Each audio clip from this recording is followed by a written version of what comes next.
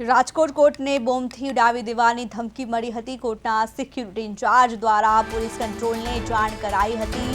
Bomb squad, dog squad અને એસઓજીએ તપાસ શરૂ કરી છે। કોર્ટ પરિસર ખાલી કરાવી અને તપાસ શરૂ કરવામાં આવી છે।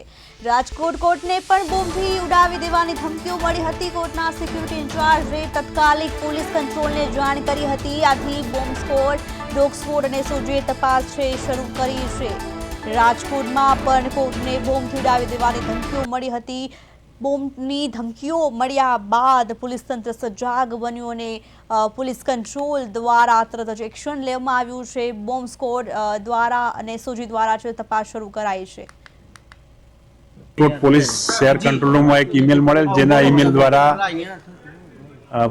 ઈમેલમાં જણાવેલ કે કોર્ટ બિલ્ડિંગ, નવી કોર્ટ બિલ્ડિંગને બોમ્બથી ઉડાવી દેવાની ધમકી મળેલ છે। જે ધમકી અનુસંધાને કંટ્રોલ ઇન્ચાર્જે, પોલીસ કંટ્રોલ ઇન્ચાર્જે એસઓજી, બીડીડીએસ, બોમ્બ સ્ક્વોડ તેમજ ડોગ સ્ક્વોડ તેમજ ઉપરી અધિકારીઓને જાણ કરેલ ને તે તમામ ટીમો અત્યારે નવી કોર્ટ બિલ્ડિંગ ખાતે આવી ગયેલ અને તેના આધારે જજ સાહેબને, મેઇન સેશન જજ સાહેબને જાણ કરતા સેશન જજ સાહેબની સૂચનાથી તમામ કોર્ટોનું કામકાજ બંધ કરવામાં આવેલ છે અને તમામ વ્યક્તિઓને બહાર મોકલી દેવામાં આવેલ છે અને ત્યારબાદ બીડીડીએસ, એસઓજી અને બોમ્બ સ્ક્વોડ દ્વારા ને હાલમાં કોર્ટ બિલ્ડિંગનો રાજકોટની અંદર અમે બધા વકીલો કાર્યવાહી કરતા હતા। એ દરમિયાન એકાદ કલાક પહેલાં સ્થાનિક પોલીસ આવી અને પોલીસે બધાને કીધું કે ભાઈ તમે પરિસરથી બહાર નીકળી જાઓ। ઈમેલ આવ્યો છે કોર્ટને બોમ્બથી ઉડાડી દેવા માટે।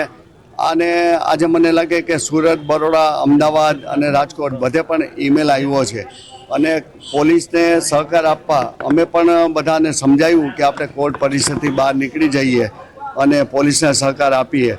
એટલા માટે થઈને મને લાગે 1000થી વધારે વકીલો હતા, એ વકીલો કોર્ટ પરિસરથી બહાર નીકળી ગયા અને 3000થી 4000 અસીલો આવ્યા હશે, સાહેદો આવ્યા હશે, એ પણ કોર્ટ પરિસરથી બહાર નીકળી ગયા અને આ બોમ્બની કાર્યવાહી જ્યાં સુધી ન થાય ત્યાં સુધી આ તો ઠીક છે કે કોર્ટ પરિસર, પણ અત્યારે અડધો કિલોમીટર દૂર અમારે ગેટ છે, ત્યાંથી પણ પોલીસે કીધું અહીંથી પણ દૂર થઈ જાવ, એટલે બધા વકીલો અને અસીલો ત્યાંથી પણ દૂર થઈ ગયા છે।